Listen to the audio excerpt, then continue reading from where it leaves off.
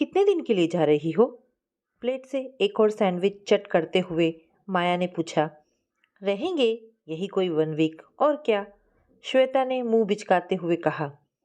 Office की tea break के दौरान दोनों सहेलियां कैंटीन में बैठी गॉसिप कर रही थीं। श्वेता की कुछ महीने पहले ही वीरेन से नई नई शादी हुई थी। दोनों साथ काम करते थे। कब प्यार हुआ पता नहीं चला और चट मंगनी पट ब्याह की तर्ज पर आज दोनों शादीशुदा जोड़े बनकर एक ही कंपनी में काम कर रहे थे। बस दोनों का पोस्ट अलग अलग था। सारा दिन एक ही जगह काम करने के बावजूद उनको एक दूसरे से मिलने जुलने की फुर्सत भी नहीं होती थी। क्या करे, आजकल कॉरपोरेट में नौकरी ही कुछ ऐसी हो गई थी। माया फिर एक सवाल दाग देती है श्वेता के समक्ष। अच्छा, एक बात बता, तुम रह कैसे लेती हो उस जगह में? तुमने तो बताया था कि बहुत उज्जड़ देहात में है तुम्हारा ससुराल। कैसे एडजस्ट करती हो वहाँ?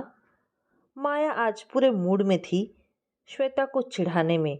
वह जानती थी कि ससुराल के नाम से कैसे खींच जाती है श्वेता। जाना तो पड़ेगा यार, इकलौती ननद की शादी है, अब कुछ दिन झेल लूंगी और क्या, श्वेता ने कंधे उचकाते हुए कहा। और तुम्हारी एक जेठानी भी है ना, क्या बुलाती हो जिसे तुम? हाँ, भारतीय नारी, अबला बेचारी। फिर दोनों हंस पड़ी। यार पूछ मत, क्या बताऊं, उनको देखकर मुझे किसी पुरानी हिंदी फिल्म की भाभी याद आ जाती है। पूरी तरह गंवार है, गंवार। हाथ में भर भर चूड़ियां, मांग सिंदूर से पुती हुई और सिर पर हर वक्त पल्लू रखे घूमती हैं। कौन रहता है आज के ज़माने में इस तरह? सच कहूँ तो ऐसी पिछड़ी महिलाओं के कारण ही पुरुष हम औरतों को कमतर समझते हैं। वो पता नहीं कि वो कुछ पढ़ी लिखी हैं भी या नहीं। खैर, मुझे क्या करना है, काट लूंगी कुछ दिन किसी तरह। चल, टाइम अप हो गया, बॉस घूर रहे हैं। दोनों अपनी अपनी कैबिन में लौट आईं। श्वेता शहर में पली बढ़ी आज के युग की आधुनिक महिला थी। वीरेन से विवाह के बाद जब उसे पहली बार अपने ससुराल जाना पड़ा तो उसे वहाँ की कोई भी चीज़ पसंद नहीं आई। उसे पहले कभी किसी गांव में रहने का मौका नहीं मिला था। 2 दिन में ही उसे उस माहौल में घबराहट होने लगी। उसका जी उब गया था उस ठेठ परिवेश में। बड़ी मुश्किल से एक सप्ताह के लिए वीरेन ने उसे राजी किया था। शहर में आधुनिक वेशभूषा में आज़ाद पंछी की तरह घूमने वाली श्वेता को साड़ी का घूंघट निकाल छुई मुई बनकर बैठना क्या रास आता? ससुराल वाले पारंपरिक विचारों के लोग थे। उसे ससुर जेठ के सामने सिर पर पल्लू लेने की नसीहत मिली। श्वेता की सास थोड़ी पुराने ख्यालात की थी, लेकिन जेठानी राधा बहुत सुलझी और समझदार थी। छोटी ननद छवि नई भाभी श्वेता के आगे पीछे घूमती रहती थी। श्वेता गांव की औरतों की सरलता देखकर हैरान होती थी। वह खुद दिल की बुरी नहीं थी, लेकिन ना जाने क्यों पारंपरिक औरतों के बारे में उसके विचार कुछ अलग थे। सिर्फ घर गृहस्थी तक सीमित रहने वाली ये औरतें उसकी नज़रों में गंवार थीं। शहर में अपनी नई गृहस्थी बसाकर श्वेता खुश थी। यहाँ सास ननद का कोई झंझट नहीं था। जो जी में आता करती, कोई टोकने वाला नहीं था। तो वीरेन और श्वेता के दोस्त वक्त बेवक्त कभी भी घर पर धमक जाते। घर पर आए दिन पार्टी होती। मौज मस्ती में उसके दिन गुजर रहे थे। कुछ दिन पहले ही वीरेन की छोटी बहन छवि का विवाह तय हुआ था। शादी का माहौल था। घर में मेहमानों की भीड़ जुटी थी। गर्मियों का मौसम, उस पर बिजली का कोई ठिकाना नहीं होता था। हाथ पंखे से हवा करते श्वेता का दम निकाला जा रहा था। गांव के इन पुराने रीति रिवाजों से उसे चिढ़न होने लगी। एकांत मिलते ही श्वेता का गुस्सा वीरेन पर फूट पड़ा। ये कहाँ ले आए तुम मुझे वीरेन? मुझसे नहीं रहा जाता ऐसे बीहड़ देहात में। ऊपर से सिर पर हर वक्त यह पल्लू रखो। आने वाली सभी औरतों के पैर छू छू कर मेरी तो कमर ही टेढ़ी हो गई है। इससे तो अच्छा होता मैं यहाँ आती ही नहीं। श्श, धीरे बोलो श्वेता, कोई सुन लिया तो? यार कुछ दिन एडजस्ट कर लो प्लीज। छवि की शादी के दूसरे ही दिन हम चले जाएंगे। वीरेन उसे शांत करने की कोशिश कर रहा था। श्वेता ने खींचते हुए मुंह बनाया, बस किसी तरह ये शादी निपट जाए तो उसकी जान छूटे। घर रिश्तेदारों से भरा था। इतने लोगों की जिम्मेदारी घर की बहुओं पर थी। श्वेता को रसोई के कामों का कोई तजुर्बा नहीं था। घर के काम करना उसे हमेशा बेकार लगता था। अपने मायके में भी उसने कभी माँ का हाथ नहीं बटाया था। ऐसे में ससुराल में जब उसे कोई काम सौंपा जाता तो उसके पसीने छूट जाते। जेठानी राधा उम्र में कुछ ही साल बड़ी थी, मगर पूरे घर की जिम्मेदारी उसने हंसी खुशी उठा रखी थी। घर के सब लोग हर काम के लिए राधा पर निर्भर थे। हर वक्त सबकी जुबान पर राधा का ही नाम होता। श्वेता भी उस घर की बहू थी, मगर उसका अस्तित्व राधा के सामने जैसे था ही नहीं। और श्वेता को भी यह बात जल्द समझ गई थी। घर के लोगों में राधा के प्रति प्यार दुलार देखकर श्वेता के मन में जलन की भावना आने लगी। आखिर वह भी तो उस घर की बहू थी, फिर सब राधा को ही इतना क्यों मानते थे। हद तो तब हो गई जब वीरेन भी हर छोटी बड़ी बात के लिए राधा भाभी पुकारता। भाभी, मेरी शर्ट का बटन टूट गया है, जरा टाँक दो। बाथरूम से नहाकर निकलते ही वीरेन ने राधा को आवाज़ दी। श्वेता रसोई के पास बैठी मटर छिल रही थी। वह तुरंत वीरेन के पास आई। यह क्या, इतनी छोटी सी बात के लिए तुम राधा भाभी को बुला रहे हो? मुझसे भी तो कह सकते थे। उसने वीरेन को गुस्से से घूरा। मुझे लगा तुम्हें यह सब नहीं आता होगा। उसे गुस्से में देख वीरेन सकपका गया। तुम क्या मुझे बिल्कुल निठल्ला समझते हो? उसके हाथ से शर्ट लेकर श्वेता ने बटन टाँक दिया। धीरे धीरे उसे समझ आने लगा कि कैसे राधा भाभी सबकी चहेती बनी हुई हैं। सुबह सबसे पहले उठकर नहा धोकर किचन में जाकर चाय नाश्ता बनाकर सबको खिलाना। बूढ़े ससुर जी को शुगर की समस्या थी। राधा उनकी दवाइयाँ और खान पान का पूरा ध्यान रखती थी। सासू माँ भी राधा से खुश रहती। उस पर पति और दो छोटे बच्चों की देखभाल की जिम्मेदारी निभाते हुए भी मजाल कि बड़ों के सामने पल्लू सिर से खिसक जाए। सुबह से शाम तक एक पैर पर नाचती राधा भाभी सबकी ज़रूरतों का ख्याल बड़े प्यार से रखती थी। घर आए रिश्तेदार भी राधा भाभी को ही तवज्जो देते थे। श्वेता जैसे एक मेहमान की तरह थी उस घर में। राधा भाभी का हर वक्त मुस्कुराते रहना श्वेता को दिखावा लगता। उसे मन ही मन जेठानी राधा से ईर्ष्या होने लगी थी। वह कुड़कर रह जाती जेठानी राधा से।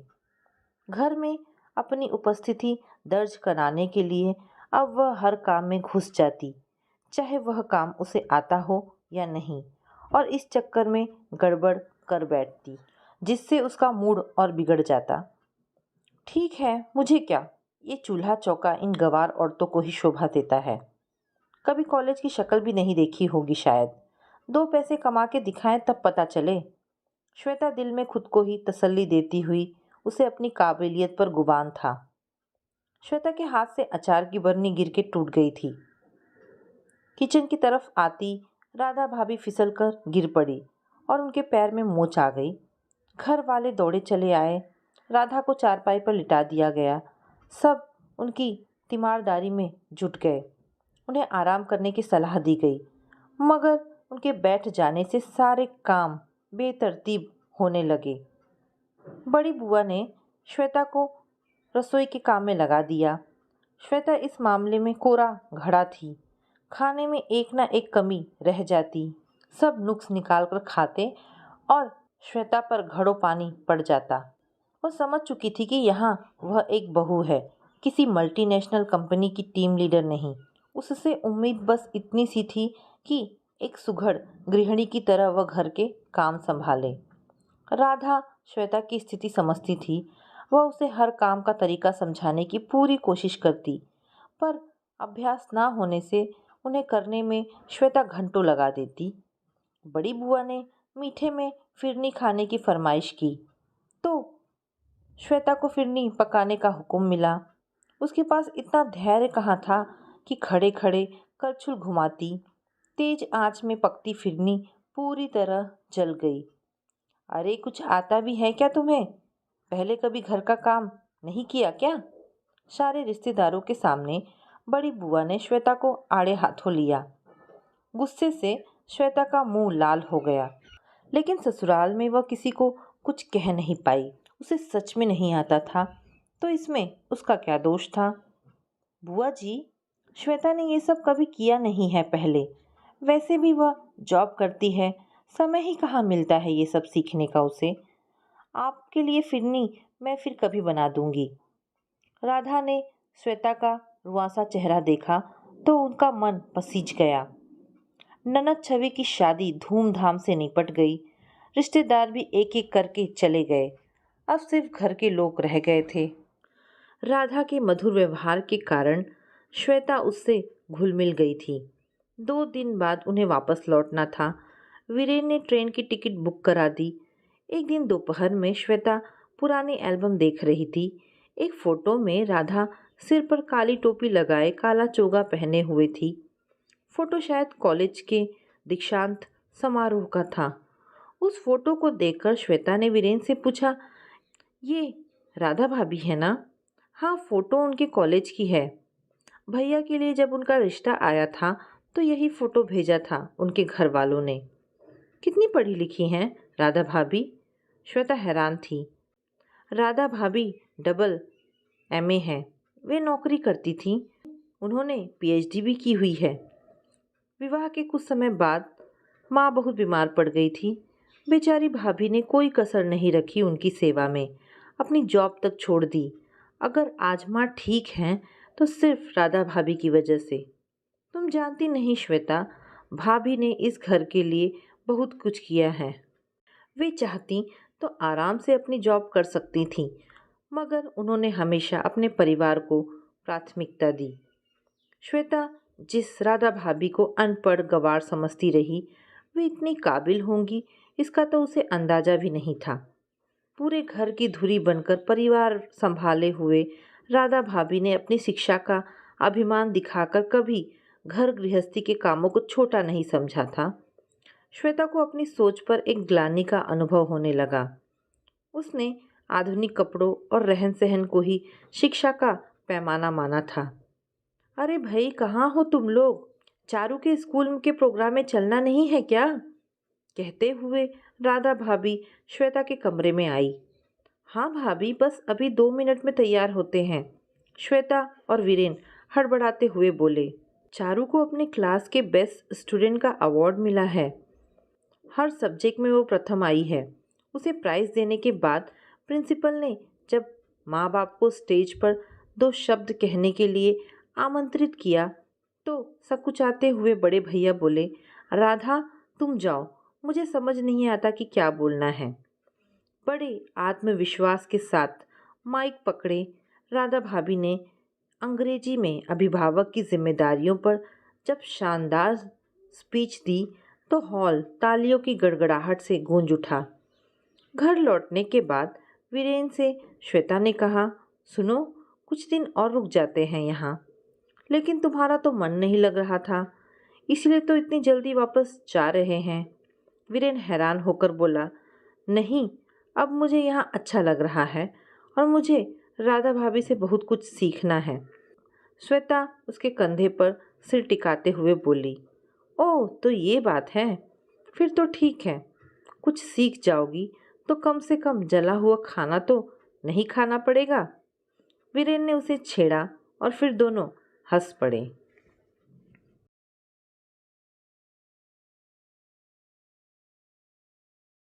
सरला जी का बेटा सुमित अपनी माँ की पसंद से शादी करने से मना कर देता है। वह कहता है, अगर मैं शादी करूँगा तो सिर्फ सलोनी से। सरला जी उसे समझाते हुए कहती हैं, देख बेटा, तुझे पूरी दुनिया में वो काली कलूटी ही पसंद आई। माँ, उसका नाम सलोनी है, आप क्यों बार बार काली कहती हो? सुमित ने कहा, काली है तो काली ही कहूँगी ना। दरअसल सरला जी को अपनी सोसाइटी की इज्जत की पड़ी थी। सरला जी की सभी सहेलियों की बहुएं गोरी थी। उन्हें इस बात की फिक्र थी कि अगर उनके बेटे की बहू काली आ जाएगी तो लोग क्या कहेंगे। मैं कभी उसे इस घर की बहू नहीं बनाऊंगी, तू देख लेना। सरला जी ने अपना फैसला सुनाते हुए कहा, माँ, शादी मुझे करनी है, लोगों को नहीं। मैं शादी करूंगा तो सिर्फ सलोनी से, वरना किसी भी लड़की से नहीं करूंगा। सुमित भी अपनी जिद पर अड़ गया।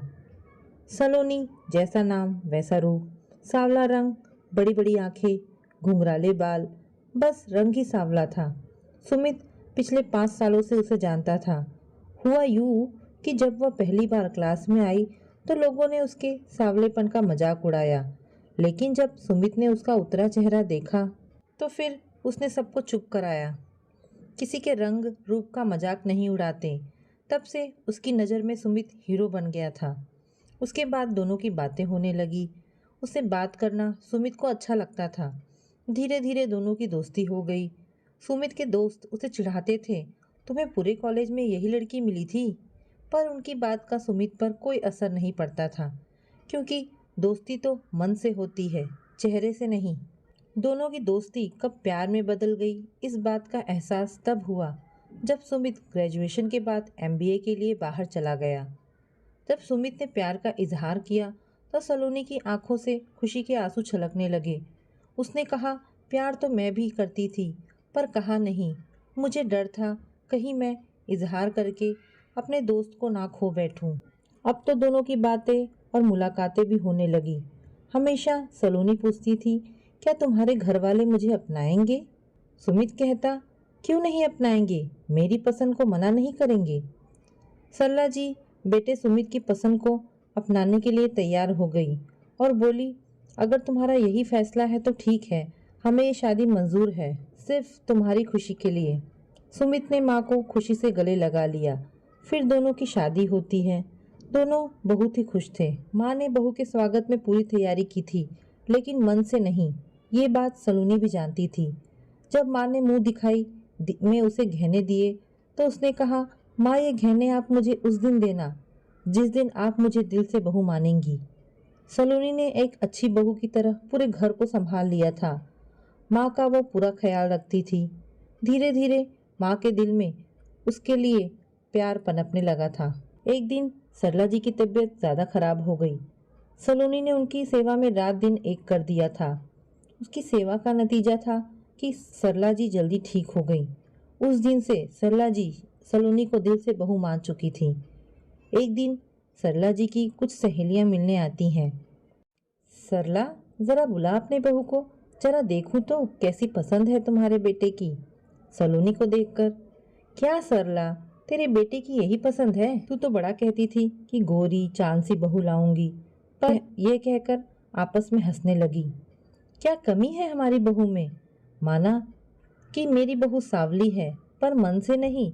मैं भी पहले तुम्हारी तरह चेहरे की खूबसूरती पर भागती थी, पर सलोनी से मिलने के बाद मेरी सोच बदल गई। तुम विभा, तेरी तो इकलौती बहू खुशबू थी, गोरी सुंदर, शादी के 1 महीने बाद ही तेरे बेटे को लेकर अलग हो गई। संगीता, सुना है तेरी बहू तुझसे घर के सारे काम कराती है। सरला की बातें सुनकर सारी सहेलियों का सिर शर्म से झुक गया। हमें माफ़ कर दो, हमने तुम्हारी बहू का मजाक उड़ाया। गलती तुम लोगों की नहीं है, इस समाज की है, जहाँ मानसिकता बनी हुई है कि बहू चाहिए गोरी और सुंदर। हमारी सोच बदलेगी तभी समाज बदलेगा। तो दोस्तों, ये कहानी यहाँ पर समाप्त होती है। आशा करती हूँ कहानी पसंद आई होगी। अगर कहानी पसंद आई है तो प्लीज़ इसे लाइक एंड शेयर करें। धन्यवाद दोस्तों।